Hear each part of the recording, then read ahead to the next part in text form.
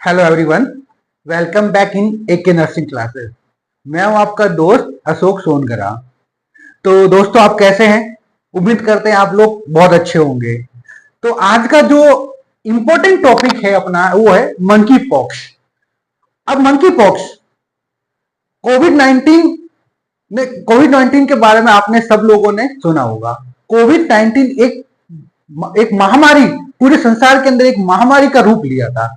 इससे कई लोगों की जान भी गई थी और ये वायरल बीमारी अब बहुत वर्ल्ड वाइड फेमस हो गई थी। तो उसी की तरह मंकी पॉक्स भी एक कम्युनिकेबल डिजीज या फिर एक वायरल बीमारी है जो वर्ल्ड वाइड है, वो फैल रही है, जो पेंडेमिक रूप ले रही है आज की जनरेशन में। ठीक है, तो आज के बारे में अपन क्या पढ़ेंगे? वो पढ़ेंगे मंकी पॉक्स। तो मंकी पॉक्स क्या है? मंकी पॉक्स डिजीज है वो एक जूनोटिक का मतलब होता है एंड जो बीमारी है वो एनिमल से ह्यूमन के अंदर फैलती है। और दूसरी बात ये कम्युनिकेबल डिजीज। अब कम्युनिकेबल डिजीज का मतलब होता है एक व्यक्ति से दूसरे व्यक्ति के अंदर ट्रांसमिट होना। तो कम्युनिकेबल, अब जो ह्यूमन किसी प्रजाति को अगर ये बीमारी हुई है तो वो दूसरे व्यक्ति को भी ट्रांसमिट हो सकती है। ठीक है, तो मंकी पॉक्स कैसी बीमारी है? एक जूनोटिक और कम्युनिकेबल डिजीज है। ठीक है, तो जो मंकी पॉक्स होता है, मंकी पॉक्स का जो पॉजिटिव एजेंट क्या होता है?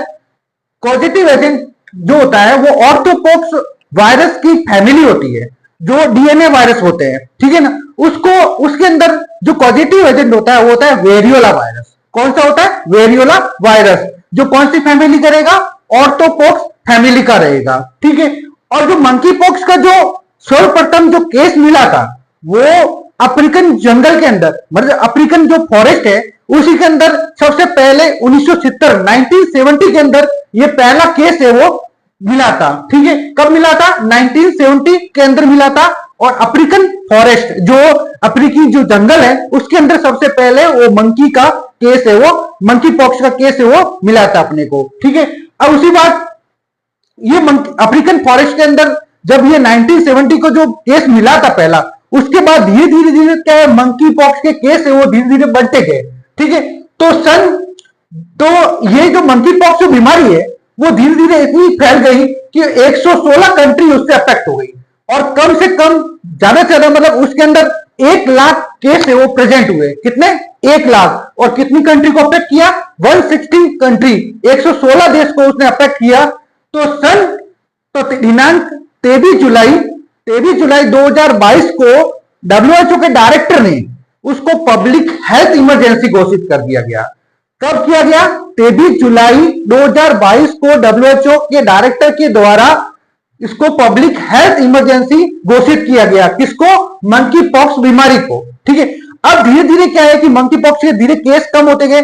अब धीरे धीरे क्या है कि अब अफ्रीका के अंदर वापस है ना इसके केस है वो बढ़ते जा रहे हैं। तो अफ्रीका के अंदर, अकेले अफ्रीका के अंदर 30,000 केस मिले इसके बारे में। ठीक है, और इस 30,000 केसेस प्रेजेंट हुए जिसके अंदर 600 डेथ, मतलब 600 मृत्यु हुई है।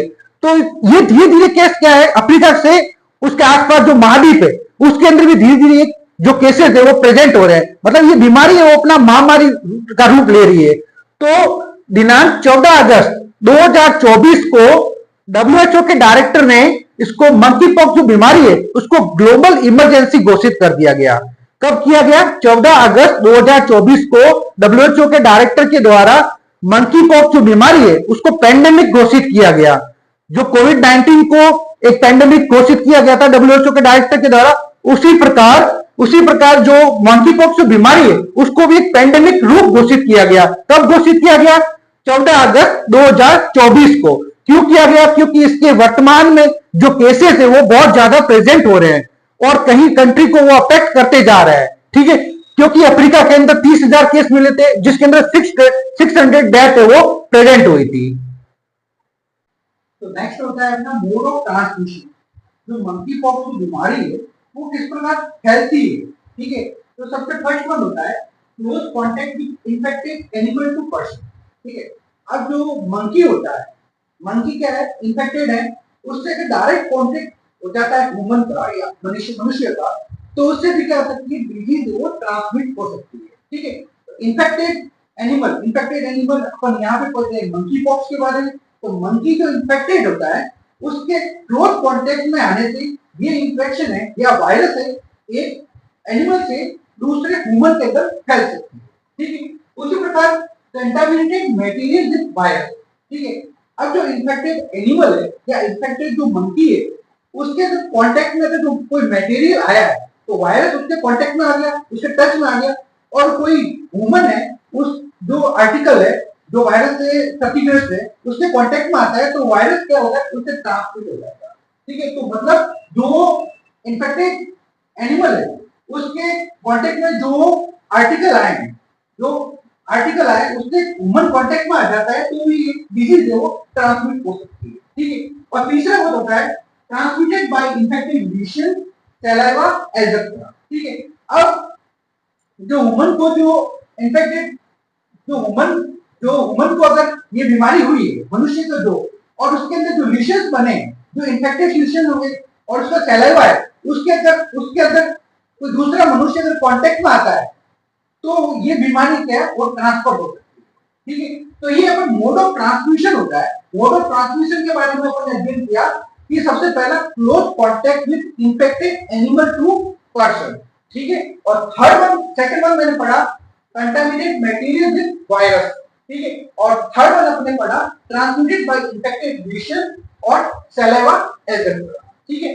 अब ये जो मंकी पॉक्स जो बीमारी है उसको अपन किस प्रकार डायग्नोसिस कर सकते हैं, तो डायग्नोसिस के अंदर पीसीआर यानी पॉलीमर चेन रिएक्शन जो एक जेनेटिक एब्नॉर्मलिटी होती है, जो डीएनए एब्नॉर्मलिटी उसको आइडेंटिफाई करने के लिए अपन पीसीआर के माध्यम से अपन क्या कर सकते हैं मंकी पॉक्स को डायग्नोस कर सकते हैं, ठीक है। नेक्स्ट इसका जो मंकी पॉक्स जो बीमारी है उसका इंक्यूबेशन पीरियड कितना होता है। इंक्यूबेशन पीरियड का मतलब होता है जो कोई भी जो वायरस शरीर के अंदर एंटर हुआ है, एंटर होने से लेकर जो फर्स्ट सिम्टम आया है बॉडी के अंदर उसके बीच का जो ड्यूरेशन होता है वो इंक्यूबेशन पीरियड कहलाता है। तो वो नॉर्मल जो मंकी पॉक्स जो बीमारी है उसका जो इंक्यूबेशन पीरियड है वो 5 to 21 डेज का होगा। कितना होगा? 5 to 21 डेज का होगा, ठीक है। उसके बाद जो मंकी पॉक्स जो बीमारी है जो वायरस है वो अगर शरीर के अंदर एंटर हुआ है तो क्या उसके अंदर क्लिनिकल मैनिफेस्टेशन या फिर साइन ऑफ सिम्टम्स है वो प्रेजेंट होंगे। तो सबसे पहले जो सिम्टम्स प्रेजेंट होंगे फाइल्स लाइक ब्लिस्टर, ल्यूशन, जो बॉडी के अंदर क्या होंगे स्किन पर लीशंस बनेगा, ब्लिस्टर फॉर्मेशन होगा जिसका डायमीटर है वो नॉर्मली 2 to 5 mm का रहेगा, ठीक है। और जो ब्लिस्टर बनेंगे वो मैक्युलोपैपुलर टाइप के होंगे। कैसे होंगे? मैक्युलोपैपुलर, जहां पर धब्बेदार बॉडी पर स्किन पर होते हैं ना, उसी प्रकार क्या होगा मैक्युलोपैपुलर टाइप का ब्लिस्टर या लीशन बनेंगे, ठीक है। और second one first time rashes जो अपीयर होंगे वो अपने फेस पे रहेंगे, उसके बाद माउथ पर रहेंगे, फीट पर रहेंगे और उसके बाद चेस्ट पर रहेंगे। कहाँ रहेंगे? जो रेशेस अपीयर होंगे वो बॉडी पर, फेस पर, माउथ पर, फीट पर और उसके बाद चेस्ट पर, ठीक है। और थर्ड वन वो टेम्परेचर है वो बढ़ेगा यानी कि फीवर मरीज को रहेगा, ठीक है। उसके बाद लिम्फ एडिनोपैथी, जो लिम्फ नोड है उसके अंदर एनलार्जमेंट या स्वेलिंग हो जाएगी, ठीक है। और फिफ्थ वन बॉडी के अंदर क्या रहेगा? पेन रहेगा और मसल्स के अंदर भी क्या रहेगा? पेन रहेगा यानी बॉडी एक और मसल एक रहेगा, ठीक है। और हेडेक भी रहेगा मरीज को और उसके साथ साथ बॉडी के अंदर क्या रहेगा? वीकनेस हो जाएगी, ठीक है। तो ये क्या होते हैं? क्लिनिकल मैनिफेस्टेशन होते हैं। क्लिनिकल मैनिफेस्टेशन के अंदर मैंने आपको बताया फाइल्स लाइक ब्लिस्टर या फिर लीशंस बनेंगे जिसका डायमीटर कितना रहेगा? 2 to 5 mm का रहेगा और कैसे रहेंगे? मैक्युलोपैपुलर टाइप रहेंगे, ठीक है। और जो रेशेस है वो फर्स्ट टाइम फेस पर अपीयर रहेंगे, माउथ पर, फीट पर और चेस्ट पर अपीयर रहेंगे, ठीक है। और उसके बाद में मैंने बताया फीवर रहेगा मरीज को, उसके बाद में lymph adenopathy, lymph node enlargement रहेगा, उसके बाद बॉडी एक है और मसल एक रहेगा, ठीक है। और उसके बाद हेडेक है और वीकनेस रहेगी। अब क्या होता है? धीरे धीरे जो क्लिनिकल मैनिफेस्टेशन है जब धीरे धीरे बीमारी एक कम होती जा रही है तो इसके अंदर जो आफ्टर डिसअपियर मतलब धीरे धीरे रेशेस है वो डिसअपियर होते हैं तो स्किन पर क्या होता है? स्कार फॉर्मेशन हो जाएगा। स्कार फॉर्मेशन या फिर मार्क बन जाएंगे। क्या रहेगा? स्किन पर क्या बन जाएगा? मार्क या फिर स्कार फॉर्मेशन हो जाएगा। किसके कारण? धीरे धीरे डिसअपियर होगा। तो उसके नेक्स्ट अपन पढ़ेंगे जो मंकी पॉक्स जो बीमारी है उसको किस प्रकार प्रिवेंशन कर सकते हैं और उसका किस प्रकार अपन ट्रीटमेंट कर सकते हैं। ठीक है, तो सबसे पहले अपन क्या करेंगे, maintain distance to infected animal. जो इन्फेक्टेड मंकी होता है उससे अपने क्या करें, दूरी बना के रखना है। ठीक है, दूरी बना के रखेंगे तो उसके क्लोज कांटेक्ट में आने से बचेंगे, तो इन्फेक्शन है वो ट्रांसमिट नहीं हो पाएगी। ठीक है, सेकंड वन है maintain personal hygiene and proper hand washing. ठीक है, अगर जैसे अपन कंटामिनेट मटेरियल के बारे में पढ़ा था, तो जो कंटामिनेट मटेरियल होता है उसके अगर कांटेक्ट में अगर आ गए तो प्रॉपर अपने को क्या हैंड वॉशिंग करनी है और अपने आप को क्या पर्सनल हाइजीन यानी स्वच्छ मेंटेन करना है अपने आप को, ताकि ये इंफेक्शन है वो दूर रह सके। ठीक है, उसी प्रकार कवर द इंफेक्टेड लीशन। अब जो क्या करना है, जो इंफेक्शन हुई है, जो इंफेक्टेड ल्यूशंस डेवलप हुए हैं, तो वो उसको अपन क्या उसको कवर करना है। अगर उसको कवर रखेंगे तो ये बीमारी है वो एक दूसरे से नहीं फैल पाएगी, तो इसको इंफेक्टेड ल्यूशंस को अपन क्या करके कवर करके रखेंगे ताकि ये किसी दूसरे के कांटेक्ट में नहीं आ पा सके। ठीक है, उसी प्रकार स्टे होम। स्टे होम का मतलब होता है, ये बीमारी मैंने आपको बताया कम्युनिकेबल बीमारी होती है, एक व्यक्ति से दूसरे व्यक्ति में ट्रांसमिट होती है, तो अपने आप को क्या है, एक आइसोलेट रखना है, यानी होम पर मतलब घर पे ही रहना है। बाहर रहेंगे तो ये किसी क्लोज कांटेक्ट में आने से बीमारी फैल सकती है, तो स्टे होम। उसी प्रकार प्रॉपर रेस्ट लेनी है।